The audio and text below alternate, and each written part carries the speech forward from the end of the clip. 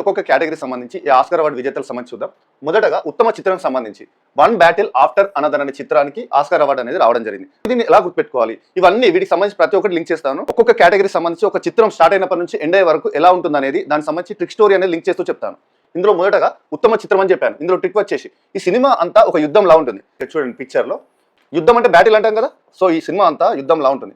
So battle అంటే one battle after another అనే చిత్రానికి ఉత్తమ చిత్రం అవార్డు అనేది రావడం జరిగింది. నెక్స్ట్ వచ్చేసి ఉత్తమ దర్శకుడు. ఇప్పుడు సినిమా తీశారంటే అది ఎవరి గొప్పతనం? దర్శకుడే కదా. దర్శకుడే సినిమా తీస్తాడు కదా. ఈ సినిమా తీయడానికి డైరెక్టర్ అనేది మొదటగా అందరికీ పాలు ఇచ్చాడు, ఎనర్జీ రావడానికి. ఎందుకంటే యుద్ధం లాంటి సినిమా తీస్తున్నాం మనం కాబట్టి మీ అందరూ ఎనర్జీగా ఉండాలి, పర్ఫార్మెన్స్ అనేది యాక్టివ్గా ఉండాలి కాబట్టి మీరు అందరూ పాలు తీసుకోండి, ఫస్ట్ డ్రింక్ తీసుకోండి అని చెప్పేసి డైరెక్టర్ అందరికీ పాలు ఇచ్చాడు. లింక్ చేస్తున్నాను చూడండి.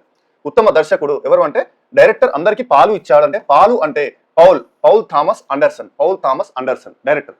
సో ఇప్పుడు దీనికి సంబంధించి యాక్టింగ్ చేసే వాళ్ళు పాలు తాగారు ఎనర్జీ డ్రింక్ రావడానికి. ఇప్పుడు నెక్స్ట్ వచ్చేసి దీనికి లింక్ గా ఉత్తమ నటుడు, ముఖ్యంగా సినిమాలో నటించేవారు ఉత్తమ నటుడు, ఉత్తమ నటి, హీరో హీరోయిన్ గా మెయిన్ క్యారెక్టర్స్. సో వీళ్ళిద్దరు పాలు తాగిన తర్వాత ఇందులో హీరో ఏం చేస్తున్నాడు, ఉత్తమ నటుడు ఏం చేస్తున్నాడు అంటే జోరుగా నటించాడు, యాక్టివ్ అయిపోయాడు. ఇంకా పాలు తాగడంతో యాక్టివ్ అయిపోయాడు, జోరుగా నటించాడు.